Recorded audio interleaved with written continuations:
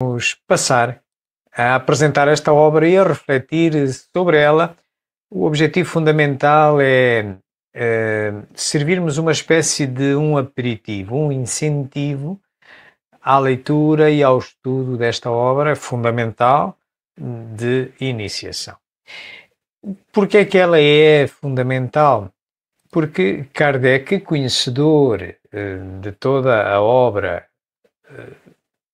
espírita, ele entendeu que do conjunto de 32 que historicamente se sabe que ele produziu sobre espiritismo, no final da vida, sem ele se aperceber, ele anexa ao último número da revista Espírita que ele produz em vida, que é de abril de 1869, ele anexa este catálogo racional de obras para se fundar ou formar uma biblioteca espírita. E aqui, nesta obra, que podemos descarregá-la gratuitamente da internet, anexa ou não ao último número da revista Espírita, mas pode-se encontrar, se pesquisarem por catálogo racional, encontram com facilidade. Se descarregarem, vão verificar que está dividida em 4 partes. E a primeira diz lá exatamente o que aqui vemos, codificação fundamental. E verificarão que tem 11 linhas.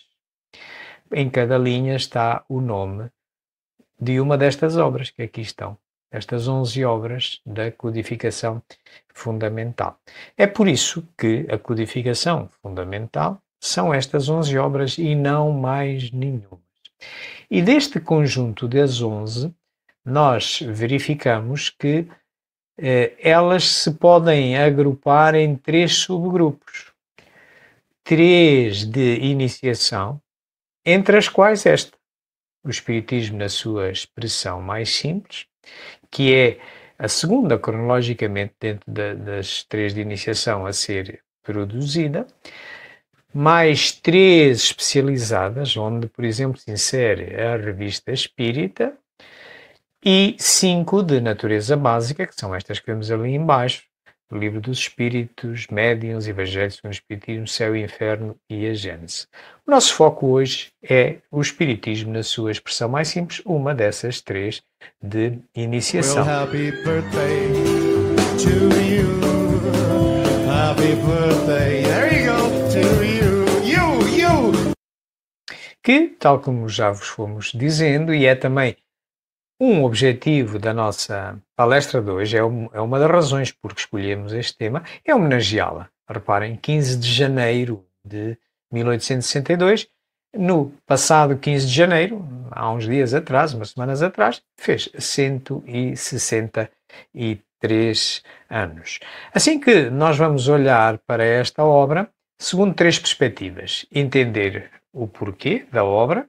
Já sabemos que ela é de iniciação, mas vamos também ver como ela nasce, quando nasce, como nasce e como se relaciona com as outras e quando e como a devemos estudar nessa relação sistémica. Isto no primeiro passo. No segundo passo vamos olhar já para a obra em si. Vamos olhar para a primeira edição, quando ela é publicada, e vamos ver a evolução nas várias edições. Podemos já adiantar que teve 9 revisões, 9 edições, e com uma curiosidade, é das últimas, ela e o resumo da Lei dos Fenómenos Espíritas é das últimas edições a virem a público. Já Kardec tinha falecido em 11 de setembro de 1869, mas ele deixa aquilo preparado e a 9ª edição, no caso desta, vem a público nessa altura. E então vamos nos focalizar, centrar a nossa atenção nessa 9ª e última edição, porque qualquer autor faz edições para atualizar a sua obra, ou introduzir novos conceitos, ou corrigir outros. Então, a última é a mais amadurecida. Então, é essa que nós devemos escolher para estudar. E então, pegando nessa 9ª edição, passaremos à 3ª e última parte da nossa análise, que é olhar para essa estrutura da obra, ver o que é que ela contém de uma forma resumida, que é o tal aperitivo chamativo que vos queremos oferecer esta noite para vos animar a estudar esta obra. Porquê esta obra?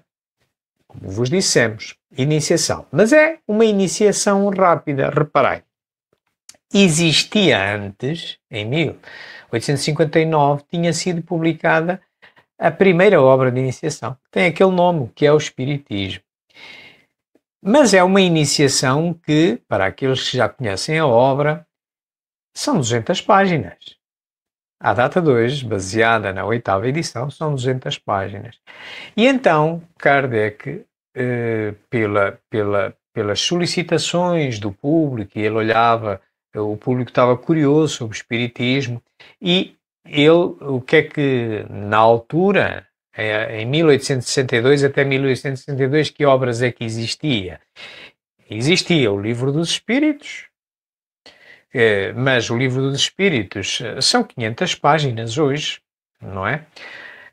Existia a Revista Espírita, bom, mas a Revista Espírita já eram 2 volumes, 2 livros na altura, portanto já eram pelo menos 24 números mensais, e ele então, tanto chega a 59 e pela pressão que as pessoas iam fazendo, perguntando-lhe por que não nos arranja uma obra mais resumida para começarmos, em vez de começar ou pelo Livro dos Espíritos ou pelos jornais da Revista Espírita. E então ele lança o que é o Espiritismo. Mais pequena que qualquer uma das outras 3 que já existia. Mas o tempo vai andando e depois de lançar o que é o Espiritismo, aparece uma grande revisão do Livro dos Espíritos em 1860. Em 1861 aparece o Livro dos Médiuns, e as pessoas que agora já tinham mais obras ainda, tinham pelo menos mais o Livro dos Médiuns e um Livro dos Espíritos que tinha passado de 100 e poucas páginas, 170 páginas para 500, de 3 partes para 4 partes. Portanto, e tinham o que é o Espiritismo, que é uma obra de iniciação, mas é uma obra de iniciação profunda, é 200 páginas. Então, ele, pela pressão que as pessoas lhe iam exercendo, ele então resolve tornar a editar uma obra muito mais resumida que o que é o Espiritismo. E aparece então o Espiritismo na sua expressão mais simples. Portanto, digamos que é uma obra de iniciação rápida, é uma obra que já só tem 30 páginas, já só tem 60 capítulos, uma obra muito indicada para aquele que pela primeira vez contacta com o Espiritismo e quer ter uma ideia de se lhe interessa, se não interessa, de que é que trata. Portanto, em termos de cronologia, nestas 3 obras de iniciação, o que temos é o que é o Espiritismo e depois o Espiritismo na sua expressão mais simples, mas em termos de estudo, pelas razões que vos apontamos, a tal necessidade de ir simplificando para que fosse mais atrativa uma obra de iniciação mais pequenina, daí que pedagogicamente nós devemos, o que é o Espiritismo deve ser a última obra a estudar, porque é mais densa e é mais antiga, enquanto o Espiritismo, na sua expressão mais simples, deve ser estudada antes do que é o Espiritismo, e o resumo da Lei dos Fenómenos Espíritas, que vem depois, em 1864, pelas mesmas razões, ainda é mais pequena que o Espiritismo na sua expressão mais simples. Tem 20 páginas, 42 capítulos, deve ser a primeira que nós estudamos. Ter uma ideia da história, para entendermos o nascimento desta obra, recordar-vos que Kardec vivia aqui, nesta rua, que é a Rua dos Mártires, número 8, ali naquela porta cor-de-rosa que ali vemos ao centro. Ele vivia aí desde 1855. E quando ele se começa a interessar pelo Espiritismo, ele vive aqui. Vive aqui, a sua casa não dava aqui para a rua, dava só para a parte interior, aquela porta dá para um corredor que vai desembocar numa praça interior, e a sua casa só tinha janelas para aí. Portanto, ele vive aqui nesta área, que fica ali situado, olhando aqui para o mapa de Paris, é onde temos ali aquele número 6, 1855 e 1859. Portanto, quando se interessa pelo espiritismo e quando lança, inclusivamente, o Livro dos Espíritos. Por exemplo, ele, para obter as informações para a primeira edição, as respostas às perguntas da primeira edição, que só eram 501, ele vai consultando médiuns que trabalhavam naquelas casas que vemos ali, naquelas bolas azuis. Portanto, e vai de casa de médium em casa de médium, fazendo as mesmas perguntas através dos mesmos médiuns a outros espíritos e buscando as concordâncias. E das 501 respostas concordantes que ele obteve, ele vem lançar em 1857, aqui embaixo, onde vemos ali um círculo verde, o Palais Royal, na Galeria de Orgelhões, ele vem lançar então a primeira edição do Livro dos Espíritos, que tinha este aspecto, esta capa que aqui está, é neste local, isto é uma fotografia tirada há um par de anos atrás, portanto, isto era coberto, no tempo de Kardec isto era uma espécie de um shopping de hoje, um centro comercial de hoje, era coberto e naquestas colunas que agora não há nada entre elas existiam casas comerciais. Uma dessas casas comerciais era a Livraria Dantu, a tal que se responsabiliza pelo lançamento da primeira edição do Livro dos Espíritos, que era diferente da que temos hoje. Só tinha 3 partes, hoje tem 4 partes, só tinha 501 perguntas, hoje tem 1019, porque ao longo do tempo esta obra foi a mais revista delas todas. Acabou Kardec em vida por a rever 16 vezes. A última também em 1869, 4 dias antes de Kardec falecer. Numa capa possível de encontrar, por exemplo, aqui em Portugal.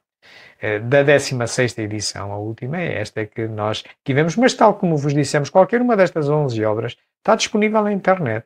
Amigos, é só descarregar da internet ou lê-la até no site Kardecpedia e outros, portanto, livre de direitos, tranquilamente, podemos consultar. Portanto, esta foi a primeira obra. A segunda, daquelas 11, acontece a partir de 1 de janeiro de 1858. E é uma obra diferente. Enquanto o Livro dos Espíritos é um volume, é um livro, digamos assim, monovolúmico, esta revista Espírita é um jornal, é um periódico. Portanto, saía uma revista mensalmente, a cada mês. Começa no dia 1 de janeiro de 58 e Kardec, durante 136 meses, até falecer, ele responsabiliza-se pela produção deste jornal. Ele chamou Revista Espírita ou Jornal de Estudos Psicológicos. Tinha esta capa, esta é uma fotografia do primeiro número, de janeiro de 1858, e que o que ele foi fazendo é, ao final de cada ano, ele, para uma comodidade logística, ele criava uma capa, os 12 números, encadernava os 12 números daquele ano e punha-lhe uma capa e punha-lhe um ano. É o que nós vemos aqui, estamos a ver aqui o livro, digamos assim, de 1858. Assim que estes 136 meses, se nós dividimos por 12, isto vai dar 11 livros e sobrar mais 4. Portanto, em boa verdade, a Revista Espírita é a obra maior da codificação fundamental. Porquê? Porque, olha, levou quase 12 anos a fazer, à razão de uma por mês, e em termos de volume, enquanto as outras é só um livro, é só um volume, esta não. Esta são 11 volumes, 11 livros completos, e os 4 primeiras do volume de 1869 ainda se consideram codificação fundamental, que são as que foram produzidas por Kardec. Também é uma obra bastante negligenciada, por isso mesmo nós aqui nos nossos canais, às terças-feiras, nós fazemos um estudo e incentivamos a que participem também, porque esta obra funciona funcionou como uma espécie de uma bússola para a elaboração da codificação fundamental. Aqui encontramos todos os assuntos que podemos encontrar nas outras obras, eram extraídos daqui os assuntos que, entanto, eram amadurecidos o suficiente para constar nas outras 10. Portanto, esta é uma obra essencial, dentro das fundamentais essenciais, é de natureza especializada. Portanto, isto é o ano de 58. No ano de 59 surge a tal primeira obra de iniciação, a primeira das 3, que é o Espiritismo, mas é tal que são 200 páginas hoje em dia. Ela aparece com esta capa, é revista 8 vezes, uma capa da 8ª edição é esta que nós aqui vemos, que se pode encontrar aqui em Portugal. Depois, no ano de 61, portanto, no ano de 60 não há nenhuma obra nova. O que é que há? Há uma edição ampliada do Livro dos Espíritos. A segunda edição do Livro dos Espíritos aparece em 1860 e que é quando passa o Livro dos Espíritos a ter 4 partes, quando passa, deixa de ter 501 perguntas e passa a ter 1019 numeradas, ou 1018 em termos de temas. Mas no ano de 61 sai a 4ª dessas 11, que é esta, o Livro dos Médiuns, que também vai ser revista 11 vezes, nada mais, nada menos. A última também, já no ano de 1869, pós Kardec ter morrido também, é que sai a público. Que também uma capa possível de encontrarmos é esta, mas de novo está disponível na internet para quem queira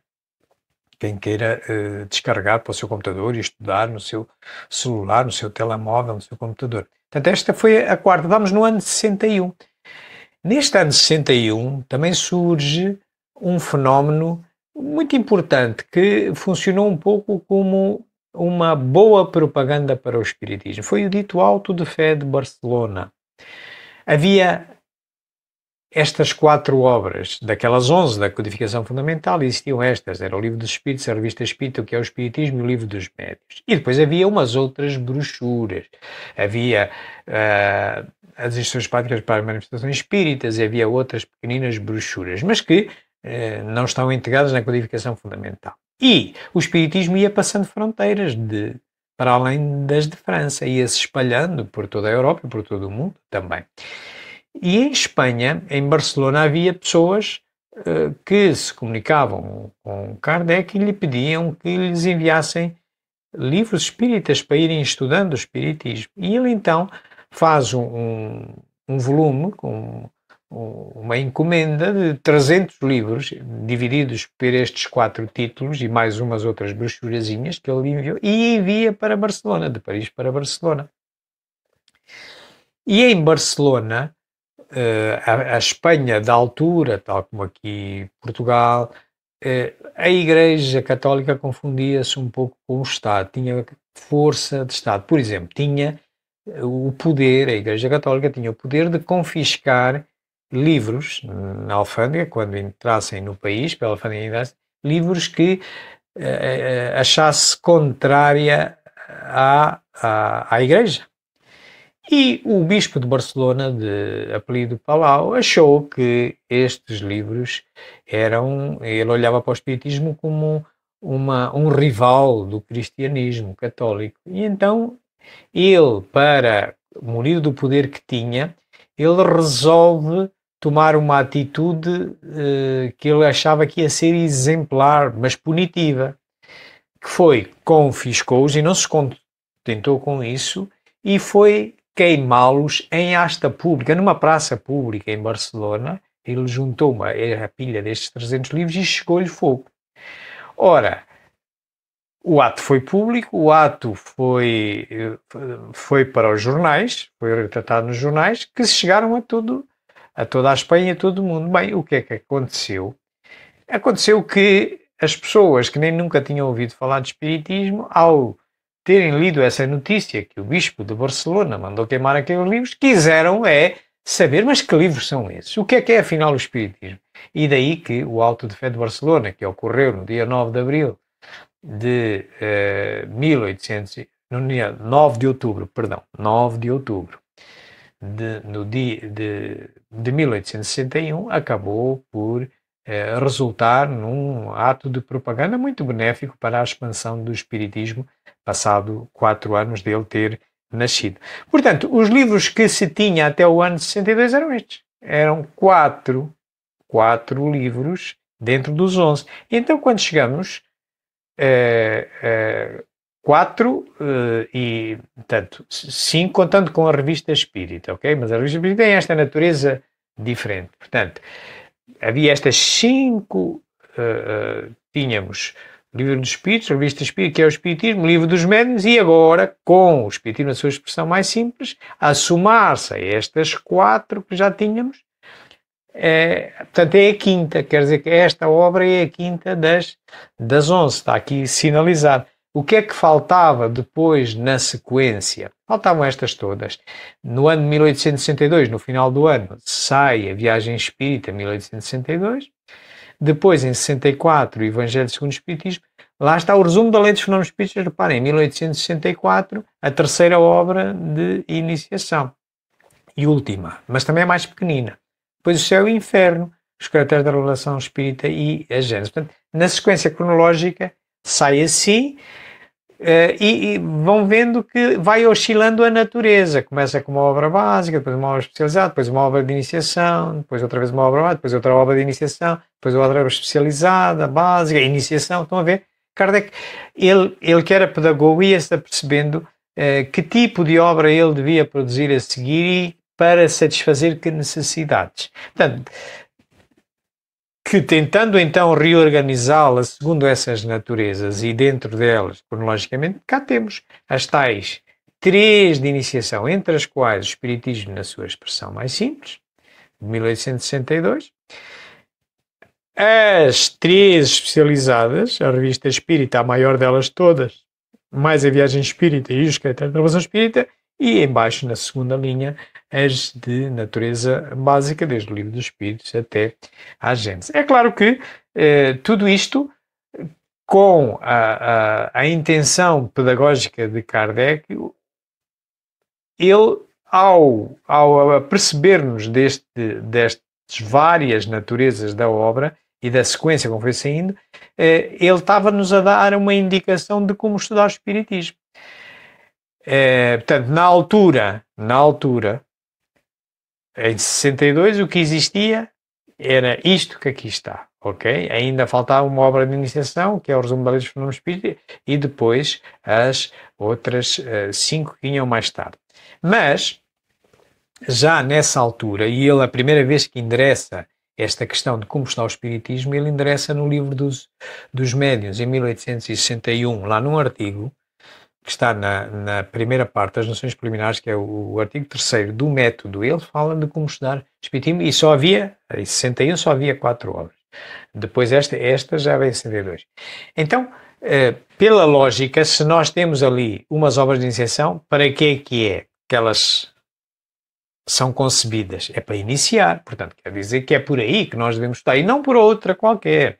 Não é pelo Evangelho, nem é pelo Livro dos Espíritos, nem é pela Revista Espírita. Não, é pelas obras de iniciação. Mas claro, como são 3, a gente já se pergunta, então, mas se são 3, então por qual delas perguntar? Bem, diz-nos o bom senso que devemos ir da mais recente para a mais antiga. Porquê?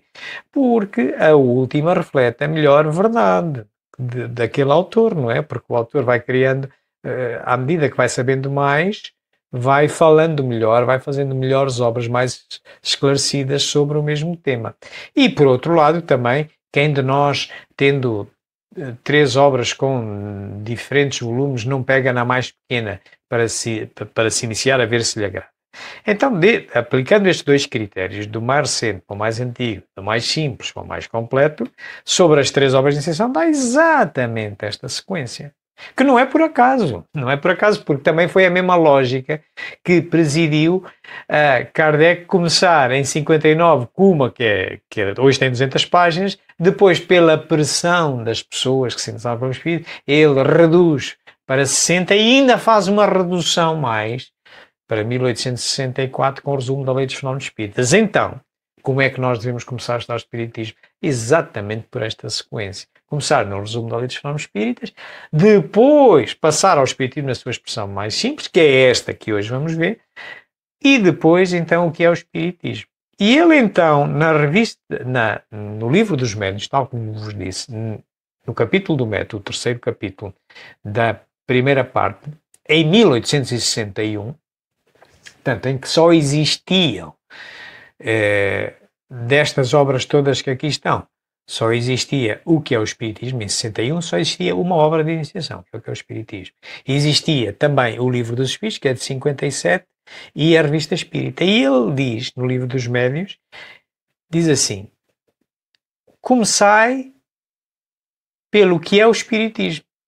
Não era pelo Livro dos Espíritos, não era pelo livro, pela Revista Espírita, não era pelo Livro dos Médiuns. Comecei pelo que é o Espírito. O que é que ele está a dizer? Comecei pela iniciação. Muito bem. E depois de vocês se iniciarem, então sim, pegai no Livro dos Espíritos. Ok? Então lá está. Qual é a obra a seguir depois de nós estudarmos as obras de iniciação, entre as quais esta, na sua expressão mais simples? Então sim, Livro dos Espíritos. E depois ele continua nesse capítulo do método. E depois disso, então, pegai na Revista Espírita e tematicamente, por temas, por artigos, e de ver o assunto que está a ser tratado e buscai esse assunto nas outras obras todas. E estudai assim a ideia espírita sobre esses assuntos. Portanto, sugere-nos um gráfico como este. Isto é, em sequência, as 3 de iniciação e mais o Livro dos Espíritos, digamos que é o grande portal de entrada, e então depois é um estudo sistémico, isto é, pega-se num título, num artigo da Revista Espírita e vai-se à procura desse mesmo artigo nas outras obras e vai-se estudar. Não há prejuízo nenhum em querer estudá-las de fio a pavio, digamos assim. Mas a melhor maneira, e a ideia que ele sugere, é esta que nós aqui vemos. É como se nós considerássemos o conjunto das 11 obras da codificação fundamental como se fosse uma casa, um edifício. Em qualquer edifício, nas nossas casas, nós, quando construímos a casa, começamos por colocar os alicerces da casa. Ora, então, quem são os alicerces desta casa da codificação fundamental? Naturalmente, as 3 obras de iniciação. E depois de termos os alicerces, o que é que nós vamos começar a fazer? Qual é o passo seguinte na casa? É construir-lhes o chão, que vai assentar sobre elas, entre as quais, lá está o Espiritismo na expressão mais simples. Portanto, a obra 2 é uma obra dos alicerces, digamos assim. Então, e o chão qual é que é? É o Livro dos Espíritos, lembram-se? Então, primeiro iniciação e depois Livro dos Espíritos. Ora, então este é o chão da casa. Depois do chão da casa, o que é que a gente começa como é que segue a construção? Começa-se a construir as colunas da casa, onde se vão suportar as paredes, as janelas, enfim. Mas, normalmente, começa-se pela coluna mais grossa, mais forte, que vai suportar o peso maior. Qual delas é? É a Revista Espírita, é a dita coluna mestre. Porque é que tem todos os assuntos que vêm nas outras obras, é aquela que nos dirige o estudo depois da iniciação e do Livro dos Espíritos. É essa que nós devemos pegar e ir à procura desse mesmo tema nas outras todas. É a mais extensa, são 12 livros, são 12 volumes. Enquanto as outras é um livro por cada uma. Estão a ver? Portanto, a Revista Espírita, depois da Revista Espírita, então vamos às outras colunas. Quais são as outras colunas? São exatamente as outras 4 obras de natureza básica da codificação fundamental.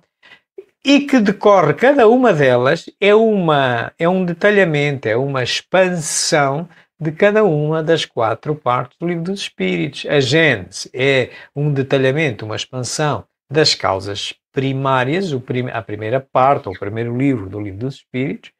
O Livro dos Médiuns é um detalhamento, uma expansão da segunda parte, do Mundo do Espírito, do Livro dos Espíritos. O Evangelho segundo o Espiritismo, da terceira parte, Leis Morais. E o Céu e o Inferno, da 4ª e última parte, Esperanças e Consolações. E por fim, como em qualquer casa, é um telhado. Que neste caso tem lá 2 sótãos, que são as outras 2 obras que, junto com a Revista Espírita, constituem as 3 de natureza especializada. Viagem Espírita, 1862, e Os Caracteres da Revelação Espírita. Portanto, digamos que esta é a relação entre elas e esta é a forma de estudar Espiritismo. Portanto, e já vimos que o Espiritismo, na sua expressão mais simples, é um dos alicerces e então vamos passar a olhar para ele. Ele nasce assim. O Espiritismo, na sua expressão mais simples, não havia capas de cartolina, de cartão, era papel, digamos. Esta é uma fotografia da primeira edição, de 1862, aparece em 15 de janeiro de 62, aparece com 60 parágrafos. As grandes alterações nestas 9 edições, já veremos, refletem-se fundamentalmente logo no primeiro capítulo, que contém uma história do Espiritismo e, muito em particular, no âmbito de um tema que lá vem tratado, que é a religiosidade e a ligação e as semelhanças e as diferenças entre o Espiritismo e as religiões. Mas por 9 vezes esta obra é editada, como vos dissemos. Portanto, nasce assim, em 15 de janeiro de 1862, quando Kardec tem o seu escritório e o da Revista Espírita aqui na passagem de Santana, que são estas instalações que aqui vemos, aqui uma porta que depois dá ali para uma escada, um corredor tem uma escada, e essa escada depois dá para uma sala que está por cima deste toldo vermelho, que é agora um hotel. Era aí que era o escritório de Kardec, na passagem de Santana 59. Portanto, é uma das obras de iniciação, é a segunda que devemos estudar, e ela nasce com esta organização. Começa com uma história do Espiritismo, depois tem uma série de capítulos que integram, digamos, um conjunto que tem a ver com o resumo do ensino dos Espíritos, depois um terceiro capítulo que são as máximas 3 do ensino dos Espíritos e termina com uma mensagem final, que é aquela muito conhecida: fora da caridade não há salvação. Portanto, e isto constitui 60 parágrafos, tirando a história do Espiritismo, as outras 3, 60 parágrafos. Portanto, e as várias alterações que vai tendo ao longo do tempo vão terminar em 11 de setembro de 1869, portanto, já uns meses depois de Kardec ter desencarnado, mas ele já tinha deixado aquilo preparado, já estava na gráfica, e sai para as bancas, sai a 9ª edição do Espiritismo na sua expressão mais simples, que deve ser esta edição que nós devemos recolher para estudar. Quais são as diferenças em relação à primeira? É como vos disse, é fundamentalmente aqui na primeira parte, ou no primeiro capítulo, da história do Espiritismo. Então aqui as diferenças. O que era a primeira edição está aqui à vossa esquerda, sublinhado a amarelo, em francês, e como é que ficou na 9ª? Aquelas linhas todas ficaram reduzidas àquelas linhas ali em cima. E esta aqui, reduzida a este que está aqui à direita. O assunto que ali é tratado é o assunto da religiosidade. E foi sobre estes 2 capítulos aqui, estes 2 parágrafos, digamos assim, dentro da história do Espiritismo, que isto foi sendo trabalhado ao longo do tempo, enquanto Kardec ia melhorando a ideia das semelhanças e diferenças do Espiritismo com a religião. Portanto, são estas as grandes diferenças que possam encontrar. Portanto, o Espiritismo, na sua expressão mais simples, a sua 9ª edição, já Kardec tinha falecido, a Livraria Espírita já estava formada na Rua de Lille 7, que é esta propriedade aqui, e numa capa possível de encontrarmos física, pelo menos aqui em Portugal, temos esta, mas é, de novo, sublinho, está disponível na internet, em PDF, ou para ler online, é só irem à procura dela, né? Por exemplo, Kardecpédia fala-se aqui muitas vezes nisso, onde tem todas estas obras. Então, peguemos nesta 9ª e última edição e passemos a analisá-la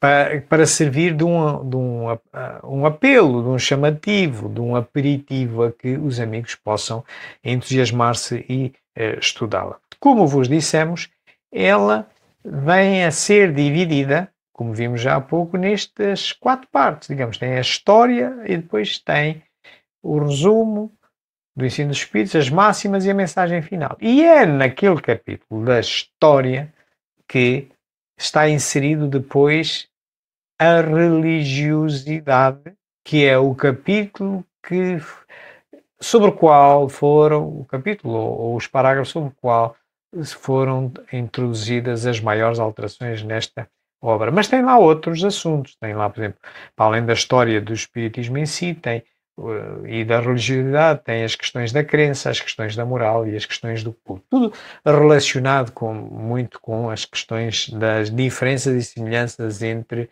religião e espiritismo.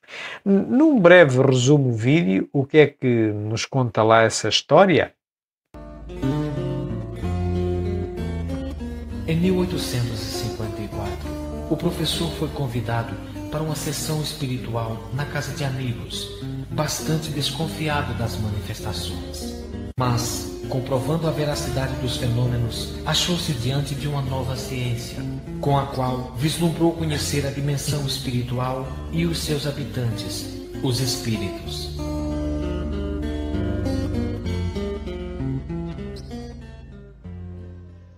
Foi aí que, pela primeira vez, presenciei o fenômeno das mesas que giravam, saltavam e corriam. Assisti então a alguns ensaios muito imperfeitos da escrita mediúnica. Sem dúvida, havia ali um fato que necessariamente decorria de uma causa. Foi nessas reuniões que comecei os meus estudos sérios de espiritismo. Tomou para si a tarefa de investigar aqueles efeitos e suas causas, sem preconceito ou dogmatismo, tal como um cientista, fazendo uso da observação e da razão.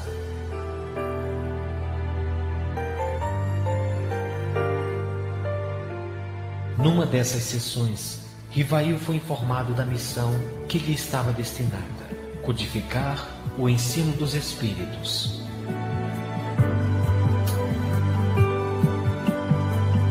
Para distinguir seu trabalho profissional como pedagogo e a nova fase de sua vida, passou a usar o pseudônimo de Allan Kardec.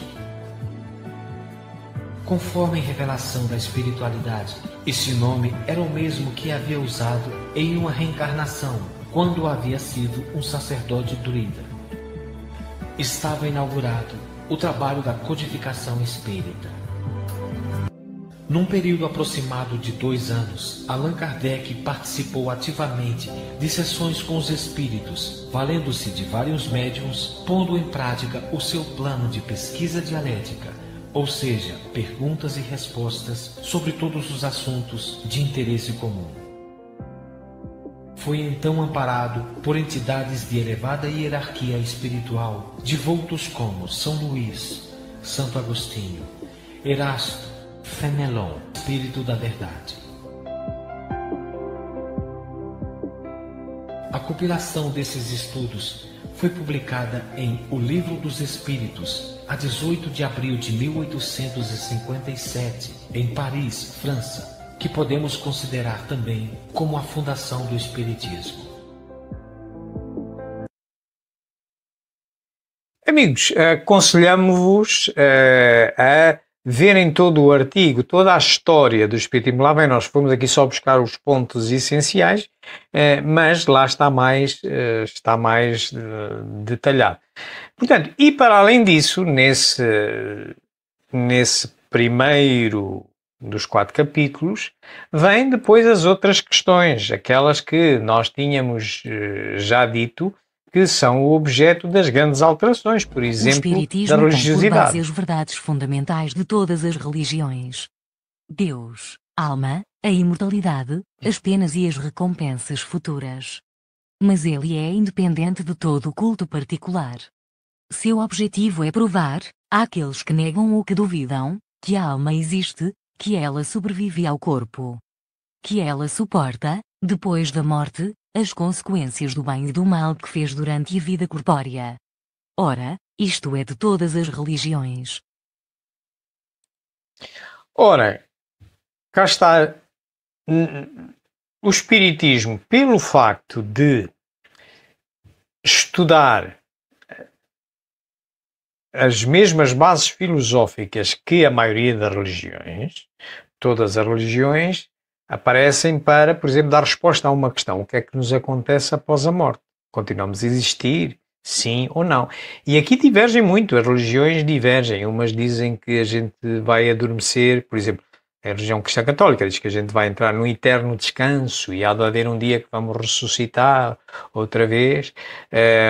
Outras defendem que não, a gente vai reencarnar, volta cá, etc. Portanto, e o Espiritismo, que estuda também essas questões, só que falo de forma diferente, isto é, o Espiritismo,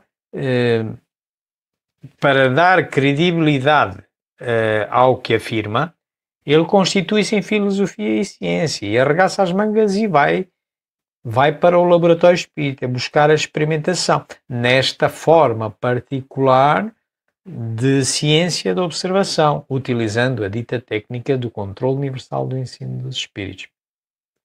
Portanto, mas em boa verdade, por este facto de o Espiritismo dar resposta, ir dar resposta a questões como Deus, a alma, a imortalidade, as penas, as recompensas futuras, como isso eram assuntos que as religiões também estudavam, muita gente pensava, e ainda hoje há pessoas a pensarem assim, que o Espiritismo é uma religião por esse facto. E não o é. Mas claro que Kardec foi aprimorando a forma de argumentar e justificar as diferenças e as semelhanças. Se há semelhanças quanto ao objeto de estudo, há diferenças significativas da forma como se obtém as conclusões e da forma como se organiza, por exemplo, o movimento espírita. Portanto, enquanto as religiões têm chefes, o Espiritismo não tem. Enquanto as religiões têm sacerdotes, o Espiritismo não tem. Enquanto as religiões têm dogmas que resultam de uma interpretação própria teológica das verdades divinas, o Espiritismo não tem. Tudo está em aberto, tudo é discutível. É preciso usar a razão, porque é o típico, a típica dinâmica da filosofia e da ciência. Portanto, não tem o Espiritismo, se em termos de gênese visa a mesma coisa que as religiões, unirmos-nos a Deus, unirmos-nos entre nós, buscar a harmonia, depois, na forma, afasta-se muito. Pelo que, ao termos apenas um termo, que é a religião, o Espiritismo afasta-se dele pelas formas, porque manteve-se este termo que hoje tem pelo menos uma outra significação, que é lá, os chefes da igreja, os sacerdotes, os ritos, os livros sagrados, que o Espiritismo não tem. Por isso é que Kardec, que fala sobre este assunto, não só no Espiritismo na sua expressão mais simples, mas por 5 vezes no que é o Espiritismo também, na Revista Espírita, também em obras póstumas, ele vai refletindo sobre este tema, vai introduzindo alterações aqui nesta obra e termina com a última ideia. Nós podemos encontrar num discurso que ele faz no ano de 1868 e vem no mês de janeiro das revistas, no mês de dezembro da Revista Espírita. É logo o primeiro artigo em dezembro da Revista Espírita, que é um discurso que ele faz por ocasião do dia da comemoração do Dia dos Mortos, em 1 de novembro desse ano, em que, nesse discurso, ele faz um monólogo sobre se o Espiritismo é ou não religião e qual é a diferença. De alguma forma, é o resumir disto que aqui vem. Portanto, é um tema que leva o Kardec a, por 9 vezes, aprimorar a argumentação que aqui está, e para aqueles que têm dúvidas porque é que o Espiritismo não é uma religião, é incontornável que possam ler este primeiro capítulo do Espiritismo na sua expressão mais simples para melhor o entender. Depois ele fala sobre as questões da crença, que também aqui distingue o Espiritismo, porque é baseada na razão e não numa crença não justificada, como acontece em muitas religiões, nas questões da moral, do bem proceder, que é o objetivo último do Espiritismo, é deduzir as consequências morais, as regras de bem proceder para o homem progredir mais rapidamente, e as questões do culto. Vamos só olhar para as questões da moral. Como moral, ele é essencialmente cristão, porque aquilo ensina não é senão o desenvolvimento e a aplicação da do Cristo, a mais pura de todas e cuja superioridade não é contestada por ninguém, prova evidente de que ela está na lei de Deus. Ora, a moral é para o uso de todo o mundo. Ora, ele aqui vem também, mais uma vez, esclarecer, de alguma forma, dizer o que é a moral. Muitas pessoas às vezes ligam também isso às questões do o que é que o sacerdote ou o ministro de uma determinada religião diz. Eles é que são os entendidos. Não, a moral é a regra de bem proceder, mas tem uma característica. Somos nós próprios que a temos que deduzir, por isso é que nós também vamos melhorando, à medida que vamos progredindo intelectualmente, vamos deduzindo melhor as regras de bem proceder. E o que é bem numa época da humanidade mais tarde, com maior conhecimento, é diferente e é alterado. Mas é o objetivo do Espiritismo. O Espiritismo nasce para isso, nasce para deduzir essas consequências morais, para ir refazendo, para ir ajustando a cada idade da humanidade. E é mesmo ajustando. A moral não é absoluta. Vejam, por exemplo, o uso de calças pelas senhoras. Aqui em Portugal e no Brasil e em Espanha, há 60 anos atrás, era imoral. Era mal proceder. Ok? Hoje não. Então, espera aí, então nada é absoluto. Então, e como é que se produz a relação? É bom homem.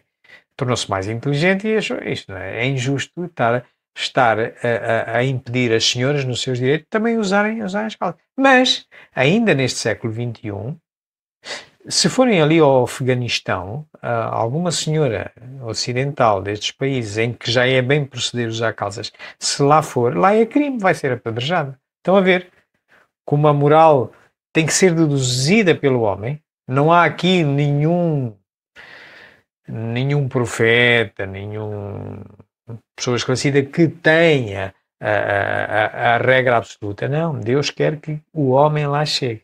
E vá aprendendo e vá praticando bem, que é a única forma de nós progredirmos. O resto são as questões da crença e do culto que vos deixamos como aperitivo para ler. Depois então passamos para aqueles 3 capítulos que nos apresentam resumos muito interessantes do que é o Espiritismo, baseado naquilo que os Espíritos nos dizem, nomeadamente das questões morais.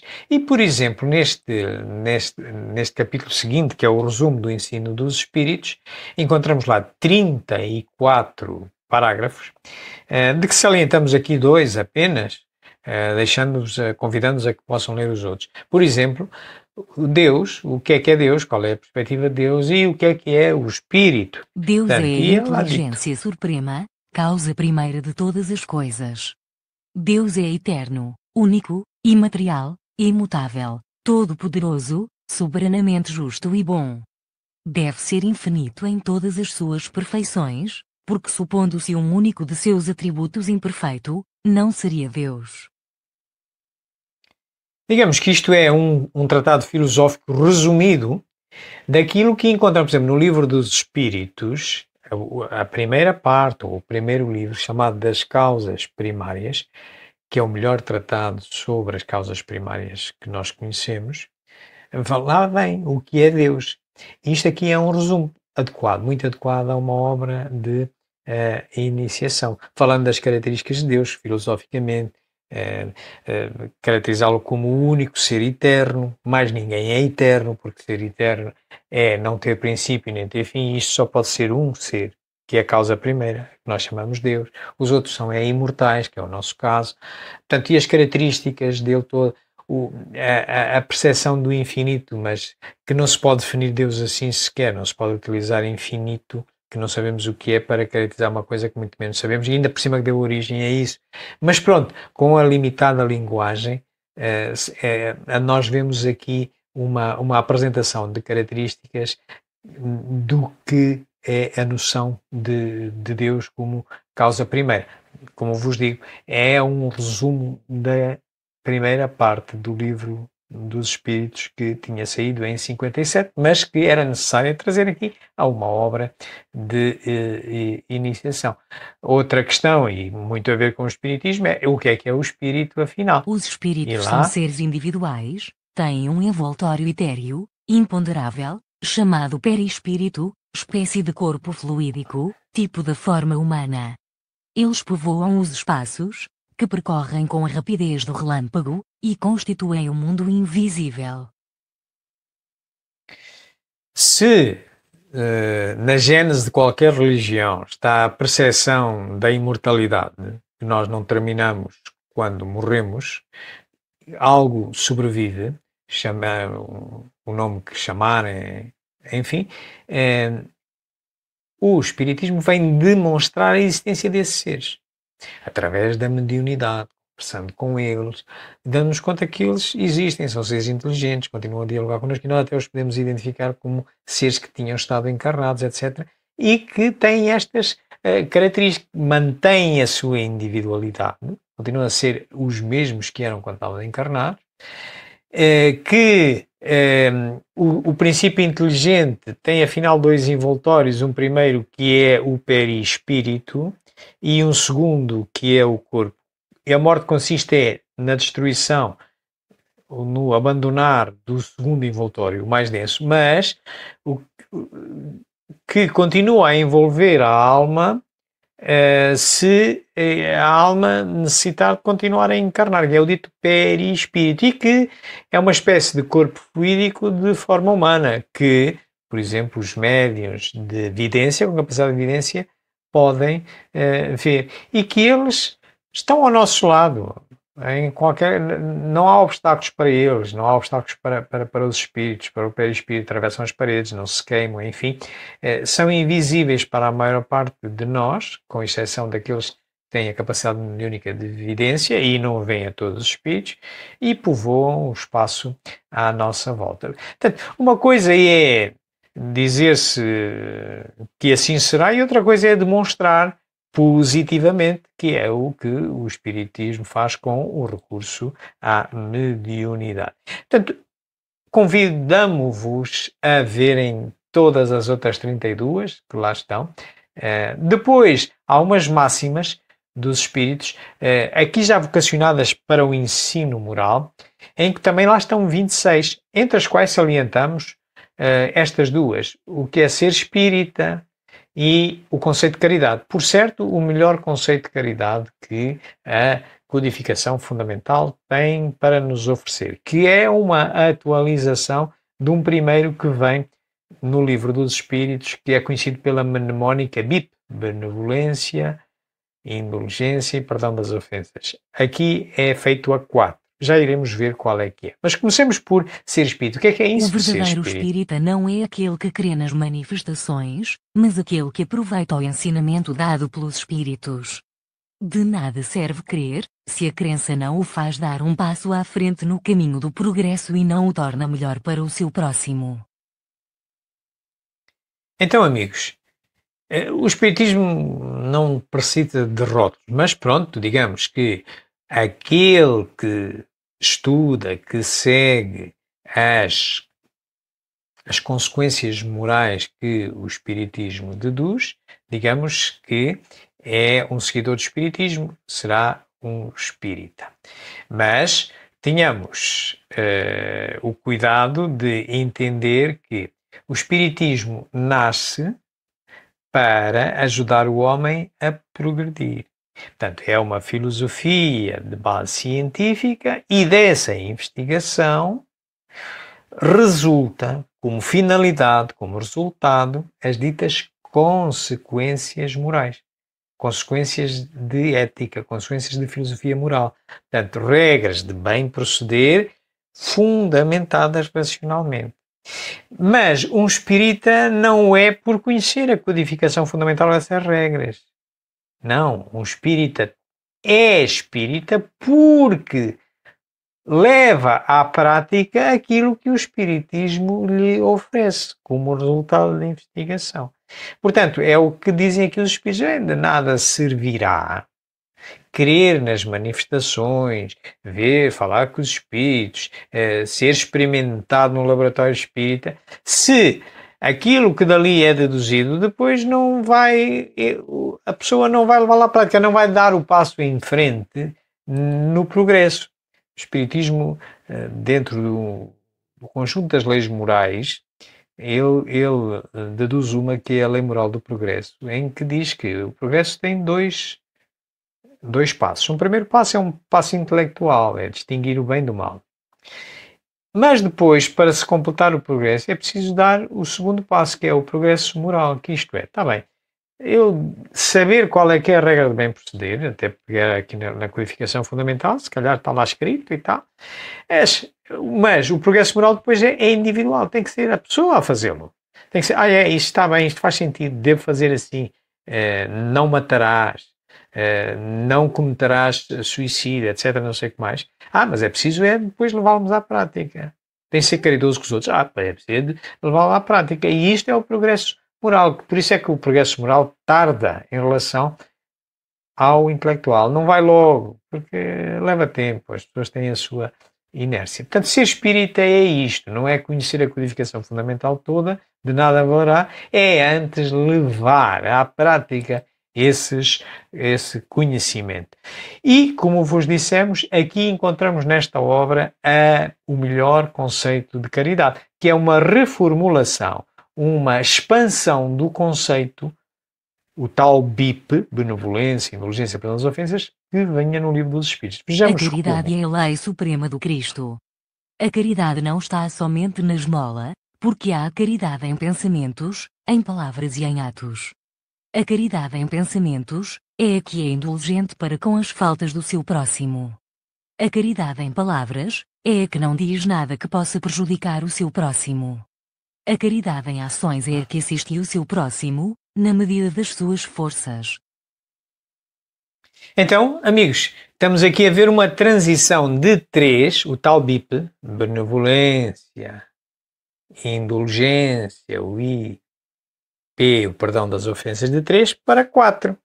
É metida a esmola, a indulgência de pensamentos, a benevolência de palavras e aqui a parte da assistência em atos. Ora bem, esta, ao melhorar-se para 4, dá-se uma abrangência maior, porque põe-se ali a esmola como uma base individualizada. Porquê? Porque a esmola é uma forma de fazer caridade, mas é limitada no espaço e no tempo. Isto é, quando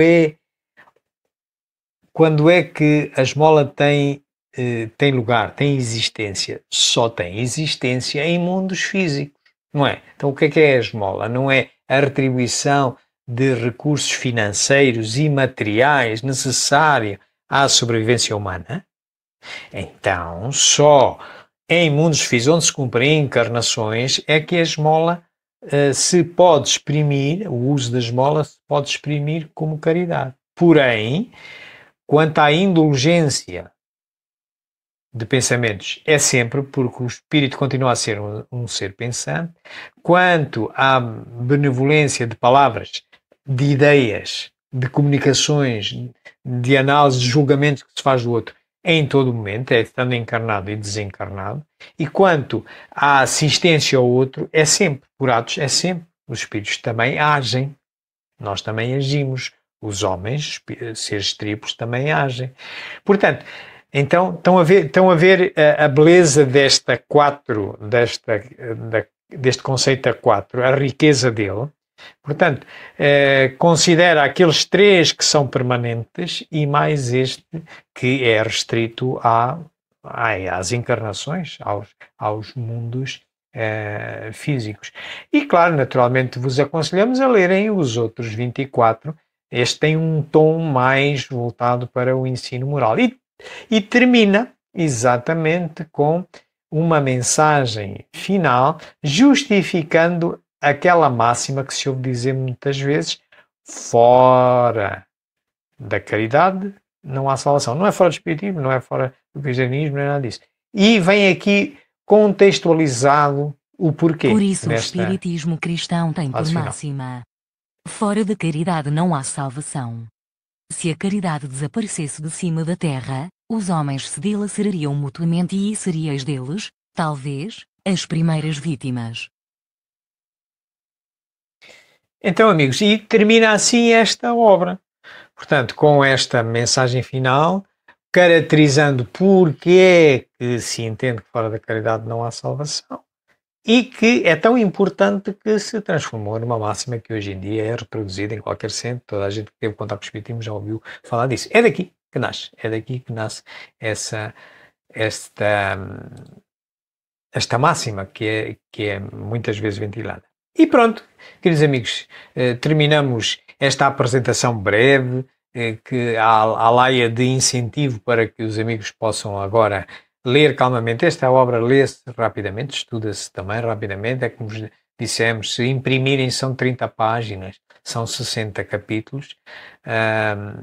De uma forma resumida, a gente fica com uma ideia do que é o espiritismo e é incontornável para quem quer iniciar. Nós fazemos esta palestra, nós consultamos todas estas obras, aí em cima lá estão as 11 da codificação fundamental e mais estas obras que nós aqui temos em baixo, algumas ainda de Kardec, como sejam estas que estão aqui à esquerda, e outras afins que interessam para se contextualizar toda a obra. Estes links que aí estão contêm vídeos que, se quiserem consultar, nomeadamente sobre a história do espiritismo, vale a pena. Como habitualmente nós estamos a transmitir em vários canais, quer YouTube, quer Facebook, entre os quais Espiritismo JG, Espiritismo em Kardec, quer em YouTube, quer em Facebook, mas também a página Andamentos, a página da Anfema, enfim, várias outras páginas onde temos amigos que aqui estão e desde já vos saudamos também e vos incentivamos a colocarem as vossas perguntas, os vossos comentários, mas se alguém houver que não se sinta à vontade para colocar a sua pergunta numa rede social, também tem à sua disposição este endereço de e-mail que aqui está e nós trataremos de responder com a maior brevidade possível. Posto isto, ficamos à vossa disposição para comentários e questões que nos queiram